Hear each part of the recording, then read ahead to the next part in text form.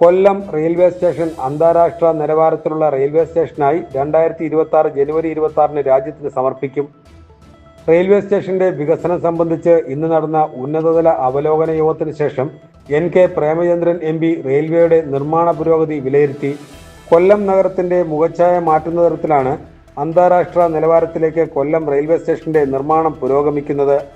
361 കോടി രൂപ ചെലവഴിച്ചാണ് railway station അടിമുടി മാറ്റുന്നത്. 50% ജോലികൾ ഇതുവരെ പൂർത്തീകരിച്ചിട്ടുണ്ട്. 400 മുതൽ 1000 തൊഴിലാളികൾ വരെ ചില ദിവസങ്ങളിൽ ജോലി ചെയ്ത് സമയബന്ധിതമായി പൂർത്തിയാക്കുന്ന തരത്തിലാണ് നിർമ്മാണ പ്രവർത്തനങ്ങൾ നടക്കുന്നത്. കൊല്ലം റെയിൽവേ സ്റ്റേഷന്റെ മാതൃകാ റെയിൽവേ സ്റ്റേഷനായി രൂപാന്തരപ്പെടുത്തുന്ന പ്രക്രിയ 2026 ജനുവരി മാസം 26 റിപ്പബ്ലിക് ദിനാഘോഷത്തോടനുബന്ധിച്ച് രാജ്യത്തിന് സമർപ്പിക്കാൻ കഴിയും എന്നാണ് പ്രതീക്ഷിക്കുന്നത്. നിശ്ചയിച്ച സമയക്രമം അനുസരിച്ച് തന്നെയാണ് നിർമ്മാണ പ്രക്രിയ പുരോഗമിക്കുന്നത്. 361 കോടി രൂപ ചെലവഴിച്ചാണ് കൊല്ലം റെയിൽവേ സ്റ്റേഷൻ ആധുനികവൽക്കരിക്കുന്ന പ്രക്രിയയ്ക്ക് തുടക്കം കുറിച്ചത്. ഇപ്പോൾ ഇതിനകം തന്നെ ഏതാണ്ട് 50% പണി പൂർത്തീകരിക്കപ്പെട്ടിട്ടുണ്ട്. ഇനി പൂർത്തീകരിക്കാൻ അവശേഷിക്കുന്ന പ്രവൃത്തികളെല്ലാം മിക്കവാറും സൂപ്പർ സ്ട്രക്ചേഴ്സാണ്.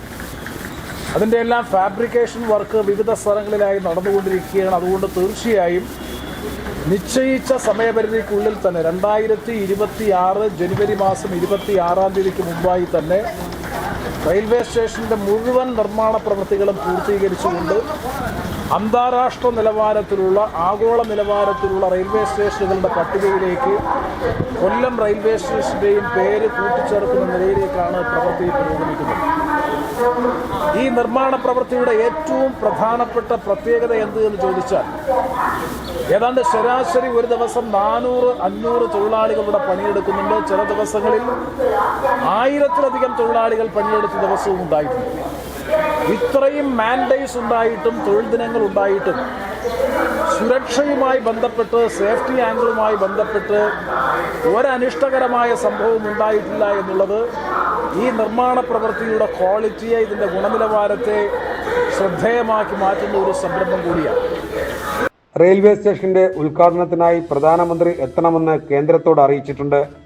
നവീകരണത്തിന്റെ ഭാഗമായി റെയിൽവേ സ്റ്റേഷന്റെ പ്രധാന കെട്ടിടം ഇന്നു മുതൽ പൊളിച്ചു തുടങ്ങി. ഇതോടെ താൽക്കാലികമായി ക്രമീകരിച്ച പ്രധാന പ്രവേശന പാത NK പ്രേമചന്ദ്രൻ MP ഉദ്ഘാടനം ചെയ്തു.